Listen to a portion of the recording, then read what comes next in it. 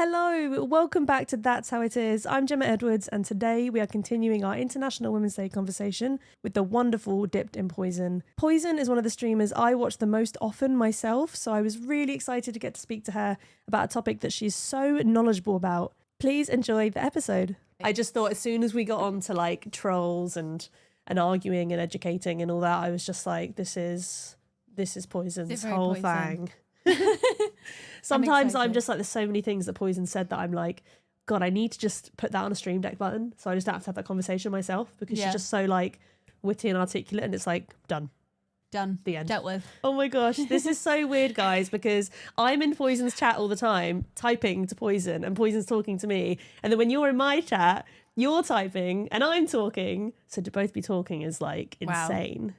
Wow. No, it's wild. I thought about that when we were messaging. I was like, oh, we've never talked in live time. I know. That's bizarre. I'm so excited. Thank you for being here. We just got onto the topic of sort of trolls and arguments and things like that. And I was like, oh, I was listening. I was like, yeah. Oh, wow, it's my time. Yeah, I was like, this is the perfect segue. So you create content full time. So you're always having these conversations, I feel like, every day. And we've definitely spoken before about the sort of emotional burden of doing that. And even though you are so good at it, some days it must just feel like, it's not my fucking job.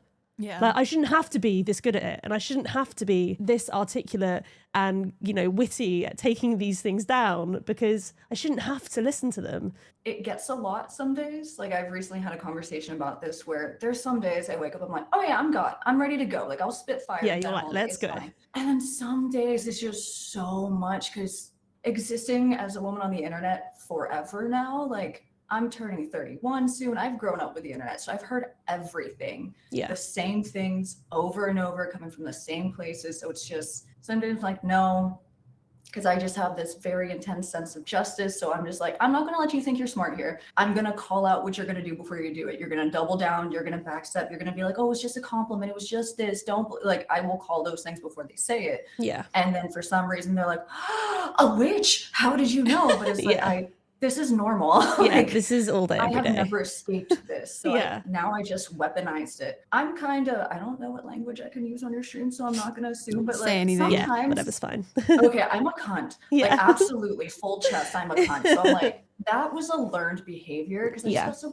tired. I'm friends with a lot of soft-hearted people, and I'm the one that they'll kind of like run to, like, hey, like this person, I'm like, I got you. Like, you got, like, when your parents in the car and they put like your arm out as a seatbelt, like, that is me. I'll do it because I know, like, no one should have to say things. And like, if you don't want to, don't.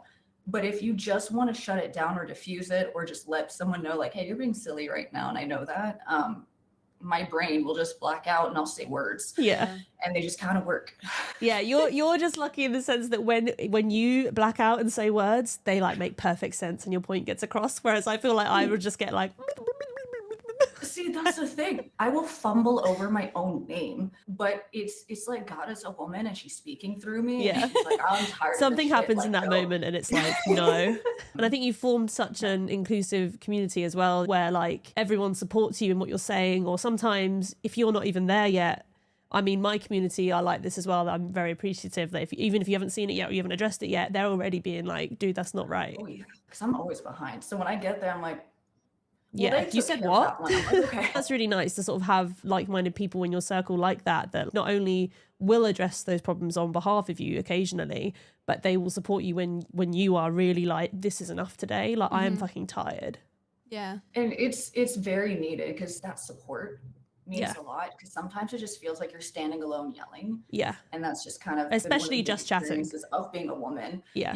Where it's like you're just saying these issues over and over and over again, and people are either like, whatever, like, it's not that bad, or I've never been through this, so whatever. Yeah. So when you just have people like, no, this and like allyship coming from every corner, it just feels better, because it's very validating for the experiences that you've had individually and as a group. Yeah, it's like so somebody comes into your chat and they try to make you the other, and it's like your fucking house. It's bold. It's just wild. Yeah.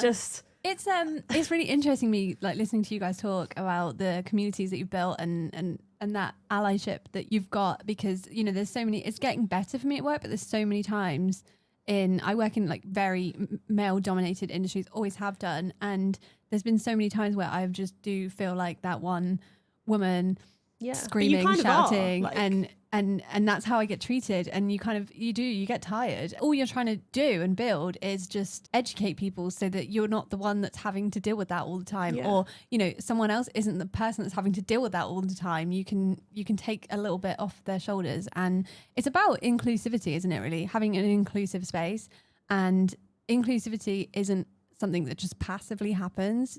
You have to be active about it. You have to actively be inclusive. Yeah. I think it's great that you've built communities where that's what people are doing. They're being active. They're being proactive in making sure that they're doing that. Like, I think we both have like a bunch of women in our space, and I think that's quite actually hard to find sometimes on Twitch because there's so many guys. I get complimented on that, and I didn't realize but it shows. Until someone asked me, they're like, how do you have so many women in your community? I was like, they feel safe. Like, and then when you're a woman and you join that, you're not the woman. It feels nice. It's you're not alone. It doesn't feel like you're a drop of blood in a shark tank. It's like, okay, I know for just everyone in my community that has been harmed by men, when they jump into mine and they just start looking around, like even the men in my community are so like warm and welcoming, and they're so aggressively like ready to fight for you at any given time. Like they're amazing, and I know you can feel that vibe. Like no one's gonna berate someone, no one's gonna sexualize someone without their consent. Like that's not gonna happen there, because I won't let it happen, the mods won't let it happen, and then the community won't let it happen. I feel like you've spoken a few times about parasocial relationships. I feel like that's something that mostly female streamers deal with, and I just don't know that like many male streamers kind of have that as an issue. I don't think they have to worry so much about like how they're coming across, how much they're like talking to someone or not talking to someone, if someone might know where they're going to be on Saturday, if somebody might know where you live. Like I've definitely had people, but they haven't necessarily, or maybe I tell myself this, they haven't necessarily done something that is like legitimately like lawfully scary, but it's got to the point where it's like, I don't want to post where I am anymore. Or like, I don't want to post that I'm out for dinner until I've been and gone. And then I'll be like, I had dinner here tonight. Whereas I definitely used to post like, I'm eating this right now, I'm at the gym right now, like that kind of thing. I always post after. Now, like when I'm cleared the vicinity, then I'll post, or wait till the end of the day if I'm like out doing stuff to just like post. Which is like good internet safety anyway. But I know for women, we have to be very hyper vigilant about that. And my partner learned about that very, very quickly. One thing that I got to kind of like show him about this was like getting nervous. Because there was like someone on Halloween who was like aware we were going to go to this event, and they were very actively like, no, come find me, I'll help you this. Like, but I didn't know who they were. Like they're not even like a frequent chatter for me to know their name. So then it was just like, we weren't posting like being out together and having fun at this event, because I was like, well, they could be watching, they could just find us. It was easy to find me then, like we're covered in tattoos and I had pink hair. Easy. I think that can be really scary as well, where everybody knows you so well and has a face to put to that, and then you just don't have that sometimes with the chat. I've met a lot of people that don't say who they are, and I'm like, I don't know who you are. Oh, I've had that, and I'll stay. And then I'm like, people and I just so horrible things that are happening in my life, and I'm like, so you watch my streams. I'm just waiting for the like, oh, I'm so and so, and I'm like, they just walk away and like, who was that? Like, I don't know faces. I feel like I've really naturally like always kind of been like, oh, it's Gemma from Instagram, like we were speaking about this, but they just don't do that. They're just like, hi, and you're like, you must know me. Like, please tell me, like, do you work here? Have I berated you on the internet for being gross? You need to tell me right now for face to face. Like, you need to tell me. Oh my god. And obviously you model as well. I used to be a photographer in sort of a similar industry. I was doing it full time. I had covers like around the world, and like I really enjoy being in the industry and being like a female photographer that like people could feel safe with. But it did become a massive toll. Just so many predators in the vicinity, and like people don't listen, and even women, if it didn't happen to them, they don't care. And the thing that I noticed a lot of was photographers working with famous models, and I'm sure they did treat them fine.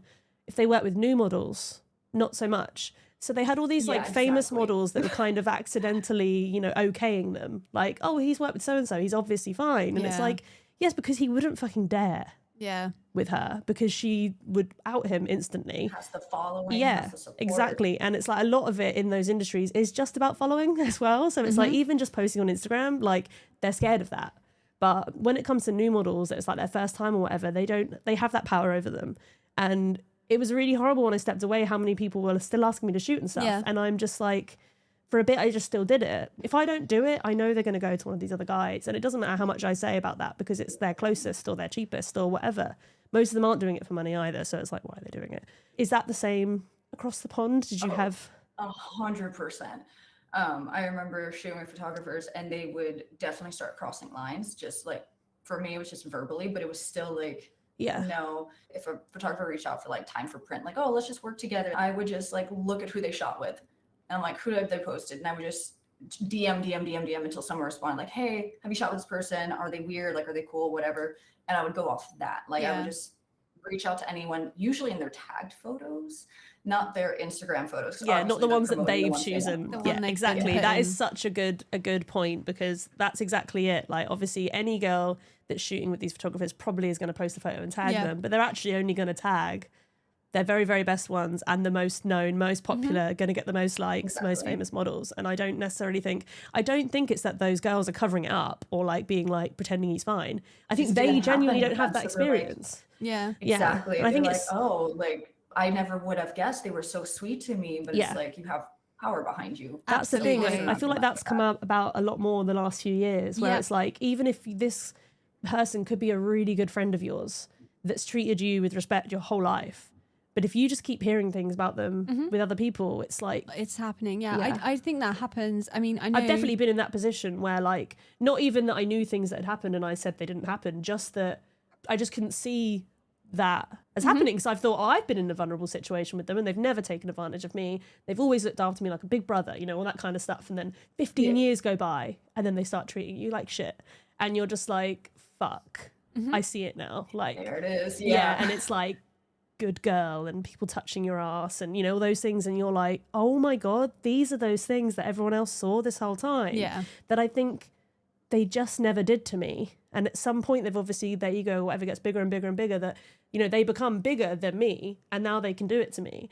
And then it just made me, I don't know, I felt so regretful. I think that was a hard lesson to learn. Hopefully I don't have to learn that one again. It's hard. It happens. And I think it happens everywhere. I mean, it's definitely something that's not exclusive to that modeling industry or the streaming community or anything. It happens in, you know, where I work in a corporate setting. You know who these people are, these kind of people who have a predatory, and they always target interns, graduates, young people who don't have the network to be able to kind of feel and they see them as not having the worth. Yeah. They know that they can get away with it. They know who not to do it to. You know, they're not stupid. Yeah, I think it makes it really difficult because it's like people are hiding in the shadows, aren't they, sometimes? And they're hiding in the shadows. It's wild because like they don't even think of it as like, they're not like planning that way. In their head, it's just like, she's just a bitch. She'll be like, she'll just won't find this funny if I do it. Like, it's not even like they're going in like, oh, I'm gonna like hunt this girl down. It's literally like, she's new. It's opportune in the moment, isn't it? It's just literally I'll try this thing. It's not even this like malicious plan. It's just so autopilot to be disgusting. Yeah, which absolutely. Is wild. It's really scary. And my whole thing is trying to create environments where those people can't hide. Thrive and hide, they can't, you know, wear two faces. Like, I don't like people thinking that they're that cunning or that sly. Like, I have been called annoying and a bully and problematic so many times on the internet because if someone's done shit to me, like, I'm gonna let people know. It's like, no, you've made it through the shadows for so long, but you mess with me now. So like, I'm not gonna be professional or kind like you expect women to be, like passive. No. Like, I don't like it and I want to protect other people from you. Type thing. So it is very good to be vocal. I think bringing up, like you just said, looking professional is such a big thing where so many people don't want to say anything about whoever because I think, you know, socials are so big now that like any brand can be seeing your socials. I've just always thought, and I guess I'm privileged to be in the position where I can feel this way, but I don't want to work with that brand then. It kind of frustrates me that that is even seen as unprofessional. I think a lot of people in this space get very caught up with that because streamer resumes and stuff. Like, we don't have a HR. Everyone is perfect. So it's like, a lot of people need to remember, like, you're human first. Like, you have human experiences first, and you need to be very selective about who you work with because if something happens to you, they won't have your back. They'll just absolutely leave it like everyone else ever has when it's come to these situations. So it's like you really do have to be bold about it and kind of like suck it up. Like, you won't get that paycheck that's probably very needed, but what happened in that company? Like, what could happen to you at that company? Is there anything you would recommend sort of those days when you are feeling the toll and you do feel like you just can't today? I usually say at the beginning of stream, or like give the mods a head up, like I don't have it in me today. And if I see something, I'm just like, not today. Like, I'll just ban it, but I'm like, not today. Like, I just took a day off because I feel like we're all aware that there was a certain like younger male streamer who's a fan of a very toxic human being who got banned from this platform. But because of him, there's a lot of similar young men running around this platform trying to be aggressive, specifically to women. It's like they're taking it out on Twitch, specifically women on Twitch. So I know mine and a couple of friends' chats have just been hellscapes of people coming through just to be like antagonizing. They're waiting for keywords. Anytime you hear myself or someone in chat say like, it's a straight white male.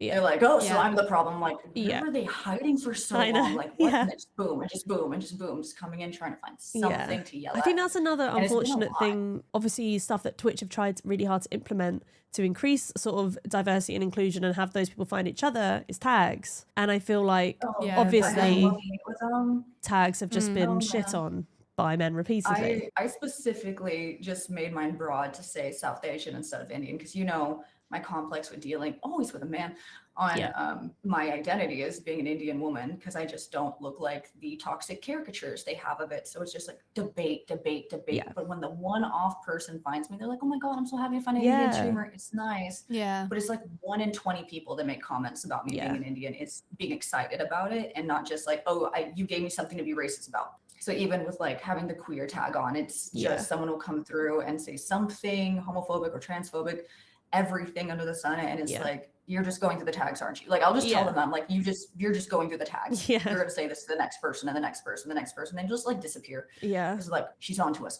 It's frustrating, but that is why I sometimes just take the second and be like, you're going through all the tags in order right now, aren't you? You have to kind of understand that it's not about you, and obviously it's very much more about them, but it doesn't make it enjoyable to be the one that has to be on the other end of it. You could be having a bad day for any other reason other than just that one particular pile of shit that you have to deal with constantly. There's obviously everything else in life.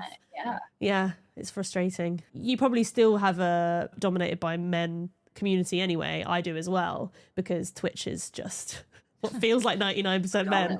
I'm not sure that it is quite that much, but I think those are really good spaces to be having those conversations all the time, because like I hear that from my community a lot, where they're just like, oh my God, I never really thought of that at all, ever, because why would they? They've never experienced it, and probably often have never seen it, or have never seen it in the way that you describe it. Exactly. We do have those talks. That's usually what we hear is, a demand in the shadows, like, oh my God, like I didn't know it got that bad. And to all of us, it's like understood, like, that wasn't even the worst thing I could say right now. Like, it gets worse than that. Like, it's the fear is just always there, like having to explain, usually to passerbys, why we often say like, we don't like men and we're afraid of men while dating one. It's like, you have to explain to them like children, which I know, I hate that. I hate that so much. Someone gets bit by a dog, man hating, of dogs forever. Like, and you're fine with that, and a woman gets harassed or assaulted and she's afraid of men forever, and then it's a problem. Like, they can't understand that fear, and they just don't keep circles with women, because that's just unpacking the problems with the patriarchy, where they don't have these bonds with women unless it's a conquest. So they're not seeing secondhand, they're not close to family members, they're not whatever, it doesn't exist. These problems don't exist to them in any of their circles. They're just like, they don't. Sorry, chat, just as we're having this conversation, somebody's just come in to tell me go to the gym. It's just, you literally can't even see me, and I also do go to the gym, so just for you, just for him, I will go to the gym. So great. They'll just say something, and I love, because it's actually a really good topic, how terrible men are at trying to insult people, because it's like they're pulling things out of the early 2000s. Oh wait, yours are the best ones. You can't be real. You're fake, like, and it's just like, no, I really am just hot. Sorry, I'm not actually AI. This is just who I am. Yes, this is my jawline, and it's sharper than yours, and I'm fucking hot. Right? I guess just maybe get over it. They'll try to do that. Like, they'll call a woman ugly, like, oh, fix this, do that. Or if they think you've had cosmetic procedures, like, oh, you're fake because of this. So someone comes through and they're like, oh, you're fake, whatever. I'm like, am I hot or am I rich? Which one are you calling me right now? just tell me. And then they're like, that's not it. You just look so fake. I'm like, why? It's like, is it because I'm hot? Do I look fake because I'm hot? Like, I just unpack that whatever they're trying to do on them, because they think that if we are not so beautiful in the eyes of a mediocre, crusty man, then we're failing. But it's like, I don't give a fuck what you think. Yeah. I wasn't thinking of you when I got dressed this morning, surprisingly enough. No. So I just like reminding them that they're only going to get negative attention for the rest of their life. But I will give that to them if they come into my space and they want that attention. Yeah. But other days, they'll just be like, you're crusty. Bam. Crusty, bam. Yeah, as long as it's say something like, because it does get a lot, especially if you're getting a lot at a time. Yeah. Because I don't know for how many creators that you're having on today. I had to actually make police reports because of people trying to find me, people like making the worst threats at me because women on the internet. And it's horrifying. Because I've seen so much about that recently. Like, obviously everyone knows about the Amaranth situation, but like Sweet Anita as well has been posting about it again. And it's just like, to the point where there's like men in your house. Like, I just can't believe it. And it's horrifying. They're not arrested. It's just, what are you meant to do? Like, and especially when this is happening to, you know, people like Amaranth that are like very rich. All the resources. She has everything she could do. I'm 100% convinced she's done and is doing to protect that space, and it's still not safe. Still awful. And it probably will never be safe, because even if she stops creating content right now, somebody in 40 years will remember and probably have obsessed over her for the last 40 years. And they probably take advantage of the fact that she's not making content anymore. So it's like, she did an incredible job documenting everything, but it was so soul crushing, because it's like, I'm nowhere near having resources like that. What if it happened to me? Like, what do I do then? Because I know like she has like private guards and stuff like that, but still having like, God, I hate the police, but police force like throw someone out is helpful. But then you're like, you know, they've always been useless, but wow, they're really proving it now. Yeah, definitely. I mean, it's hard. I think over here in the UK, we've had some real big incidents with a lot police officers murdering women, you know, using their position to do things, and it makes it even harder to. God, I can't remember the stat, but it was like thousands of police had assaulted women in the guise of, I'm a police officer. You know, like, it was just so like, what was the guy had a nickname, didn't he? The main one from last year. They called him the rapist. Yeah, and it's just that obvious to everyone. And like, and his I'm colleagues. Like, if you're a man at work and you work with other men and you have a fucking nickname for somebody at work and it's the rapist, and you just allow them to like work around you in your space, and you're just like, lol, we call him the rapist. That to me is like, everyone goes to jail.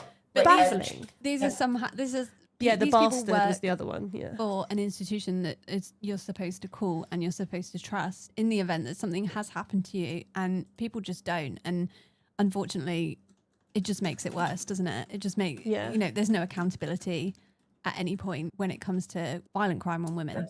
That's like the first thing. As soon as I turned 16 and I got a vehicle, my mom like sat down and talked with me. She like gave me rules. One, don't keep your gas under half a tank, in case I need to just drive to get away from someone. If I ever get pulled over by a cop, don't just call the station and tell them I am waiting to go to a public place to pull off. Like, being told that at 16, like, of course my family's brown, but my mom understood, like, you are lighter.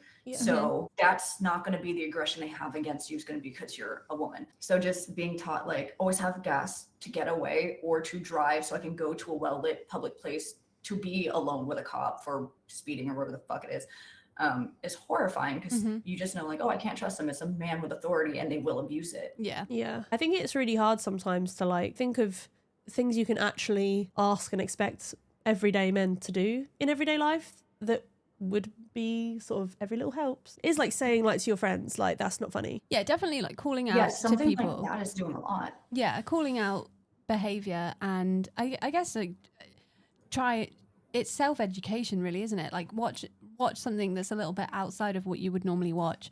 Read a book about read a book, but read a book written by, you know, read a book written by a black woman and that tells that story that you know, especially if it's a, you know, you don't have to like know every single kind of person in the world personally to be a good person.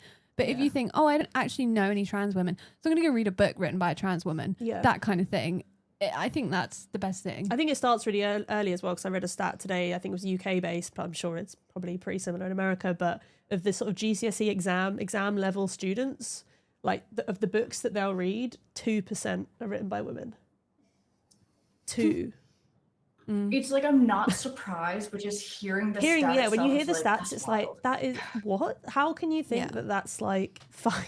And I actually don't think I would have even thought about it as a kid, because I think it would have just been like, you just kind of think a load of boring old men write books, if you know what I mean. Yeah. And I think it's a shame that so many kids probably think that, because there's a lot of young, interesting women who also write books. Sure, there's a load of boring old women also, but it's like, that's just not how you learn about it. And it's like, you have to go really out of your way, I think, to discover that, in the same way of like, you know, film and TV and everything like that. Media en masse is like that. Like I think 2.8% of producers in the music industry are women. 2.8.